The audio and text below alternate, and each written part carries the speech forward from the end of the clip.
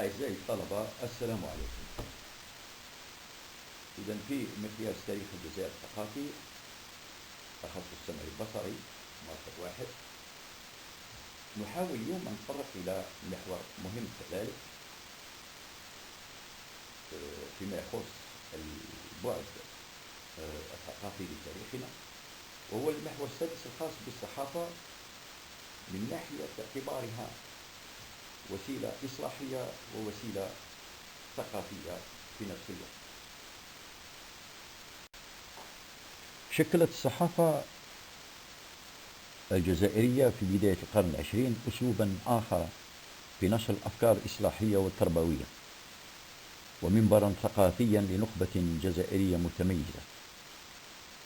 وكان هذا النشاط الصحفي يستهدف محاربة اليأس وبعث الأمل في المستقبل في بيئة استعمارية مناهضة للتنوير. إن هذا النشاط الصحفي لم يكن في مناخ سياسي يسمح بارتياد مجالات التنشيط والتوعية بكل حرية، لأن الصحافة الجزائرية كانت تخضع لسياق قانوني فرضته الإدارة الاستعمارية الفرنسية، ولم يكن له أي علاقة بروح قانون حرية الصحافة الصادر في فرنسا في سنة 1881. زيادة على هذا، فإن الإدارة الاستعمارية نفسها كانت في بداية القرن، وبالضبط في سنة 1908، كانت قد أنشأت مصلحة لمراقبة ومتابعة الصحافة الجزائرية، كما كانت تسميها الصحافة العربية في الجزائر.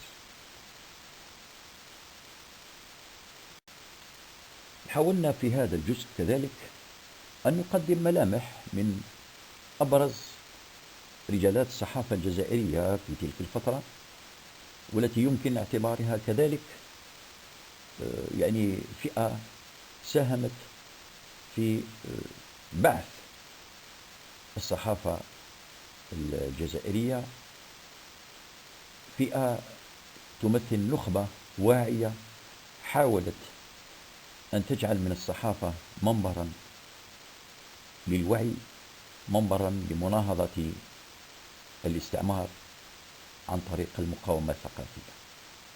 من أبرز هذه الأسماء لدينا عمر بن قدور الجزائري،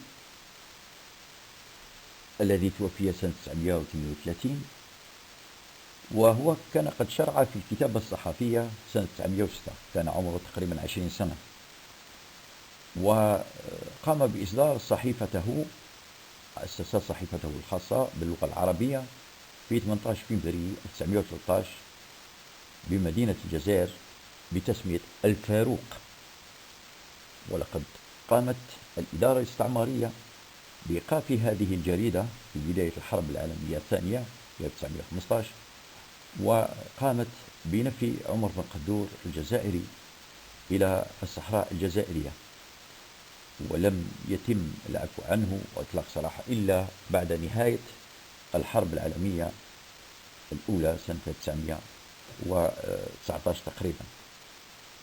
وأعاد يعني إصدار الفاروق، ولكن في شكل مجلة سنة 1920، ثم توقفت لأسباب مادية، وواصل كما سوف نرى فيما بعد مسيرته الصحفية. كذلك شخصية هامة جدا، شخصية عمر راسم، وهو من رواد الصحافة الجزائرية الوطنية، وقام بإصدار صحيفته في 5 أكتوبر 1913 تحت عنوان ذو الفقار، وتم إيقافها من طرف الإدارة الاستعمارية في سنة 1914. وكذلك يعني من ما تعلق بمسيرة عمر راسم النضالية أنه تم يعني سجنه لأسباب سياسية محضة، وحكم عليه في البداية يعني بالمؤبد، ثم أطلق سراحه بعد سنوات من نهاية الحرب العالمية الأولى. من الشخصيات الهامة كذلك شخصية الأمير خالد، وإلى جانب نشاطه السياسي الهام جدا في الحركة الوطنية، فإن الأمير خالد كان له كذلك نشاط صحافي هام جدا. فقد تولى إدارة صحيفة كانت تصدر صدرت في مدينة الجزائر، صحيفة الإقدام باللغة الفرنسية، وتولى إدارتها فيما بعد. واتخذ هو كذلك مبادرة أخرى، بحيث أصدر نسخة عربية أو قسم عربي لصحيفة الإقدام في 1920. ولقد توقفت جريدة الإقدام، النسختين الفرنسية والعربية، سنة 1923 لأسباب سياسية محضة، بحيث تم الأمير خالد استقال بكل نشاطاته السياسية في الجزائر، وتم نفيه خارج الجزائر. وقد توقفت الصحيفة سنة 1923، وهي سنة نفيه السياسي خارج الجزائر. ثم لدينا كذلك شخصية عبد الحميد بن باديس، الذي إلى جانب الأدوات المختلفة التي استعملها في الميدان الإصلاحي الهام جدا، فإنه كذلك في فترة معينة لجأ إلى الوسيلة الإعلامية، إلى الوسيط الصحافي، بحيث أسس جريدة المنتقد بقسنطينة سنة 1925. ولكن جريدة المنتقد توقفت بعد صدور 18 عدد بقرار من وزارة الداخلية الفرنسية، وأعاد إصدارها فيما بعد. أعاد إصدار في الحقيقة جريدة أخرى في سنة 26 تحت اسم الشهاب، والتي سوف تتحول كذلك بعد ذلك إلى مجلة معروفة، وتستمر في صدورها لسنوات عديدة. من أهم الشخصيات كذلك في تاريخ الصحافة الجزائرية لدينا الشيخ إبراهيم بن الحاج عيسى أبو اليقظان، معروف أبو اليقظان، ويعتبر بالفعل من أهم الناشطين في ميدان الصحافة والإصلاح في الجزائر، وبمفرده فقط قام بإصدار حوالي 8 صحف، وهي صحيفة وادي مزار في 26، ثم صحيفة مزار، ثم صحيفة المغرب، صحيفة النور، صحف الأمة والبستان والنبراس في سنة واحدة في سنة 33، ثم آخر صحيفة وهي جريدة الفرقان سنة 1938. وكان يتميز بصمود ثقافي هام جدا، وكذلك بجرأة نادرة ومسار حافل، بحيث كلما أوقفت له الإدارة الاستعمارية جريدة إلا وأصدر جريدة أخرى.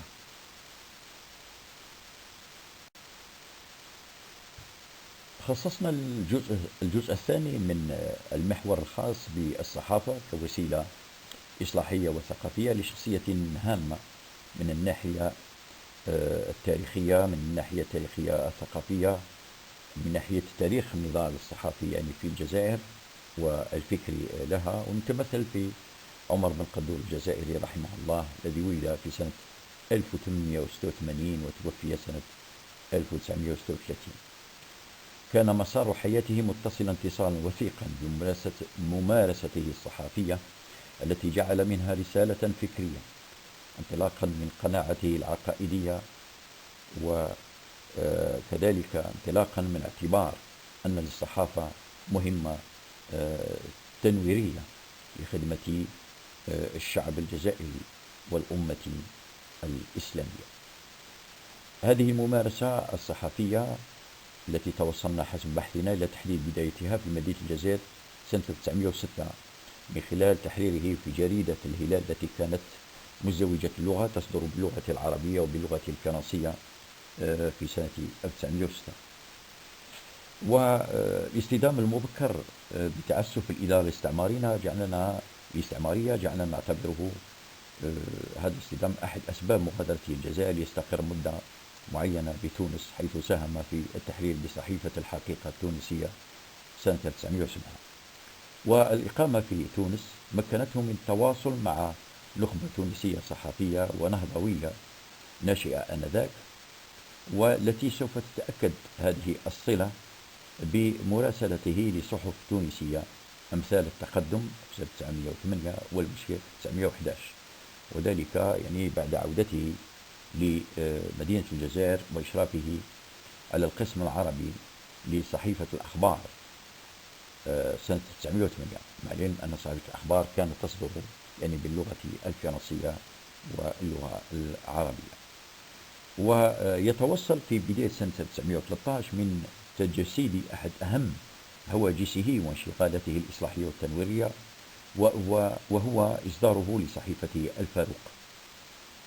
وفي نهاية سنة في نهاية يعني شهر جانفي من سنة 1915 تقريبا مع البدايات بطبيعة الحال الحرب العالمية الأولى، أوقفت الإصدار الاستعمارية صحيفته الفاروق، وكما قلنا من قبل تم نفيه إلى الصحراء الجزائرية، وفرضت عليه الإقامة الجبرية لغاية انتهاء الحرب العالمية الأولى.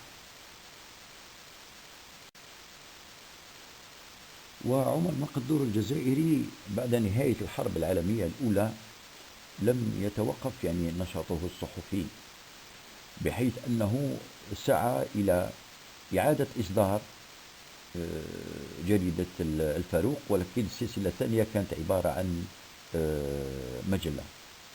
كذلك أصدر مع أحد تجار الجزائر محمد بن باكر التاجر صحيفة الصديق في نفس السنة.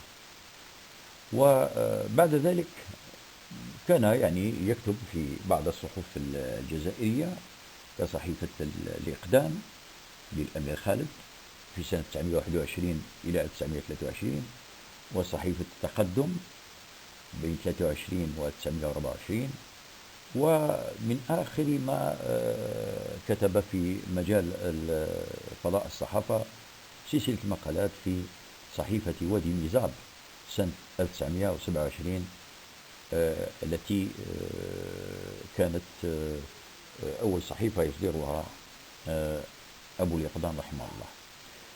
ولكن بالموازاة مع هذا في الحقيقة، وبداية من سنة 1923 كان قد انخرط في مسار إصلاحي آخر هام هو الممارسة التعليمية، وحمل مفكرنا عمر مقدور مسؤولية الاستعمار الفرنسي في تفكيك البناء الاجتماعية والدينية للشعب الجزائري عبر استيلائه على مؤسسة هامة جدا، وهي مؤسسة الأوقاف الإسلامية التي كنا قد تطرقنا إليها في المحاضرة الأولى.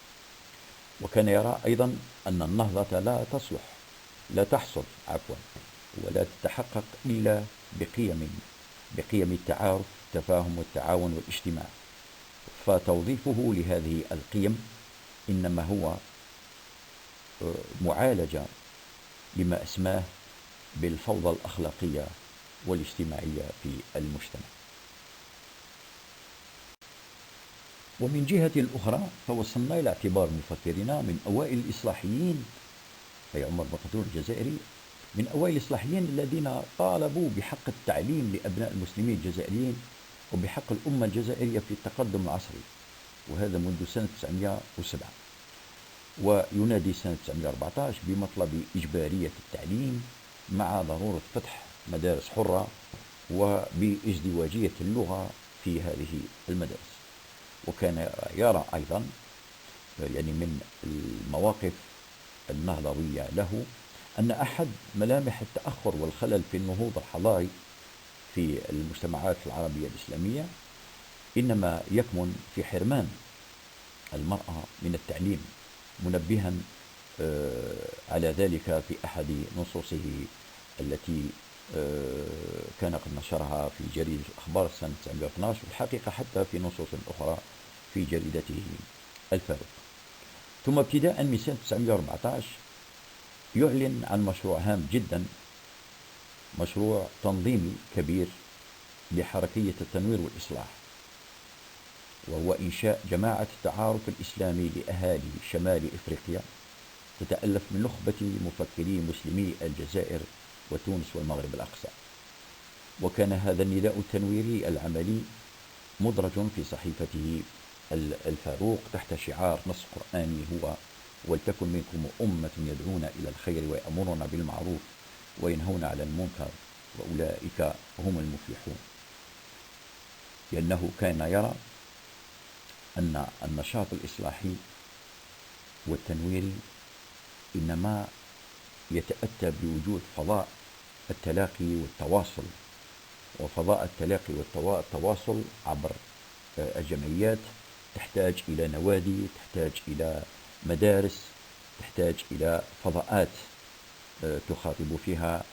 إذا كانت المدارس يخاطب فيها يعني التلاميذ والأطفال وغير ذلك، فإن الفضاءات الأخرى مثل المساجد مثل النوادي يتم مخاطبة يعني فئات أخرى عبرها. شكرا.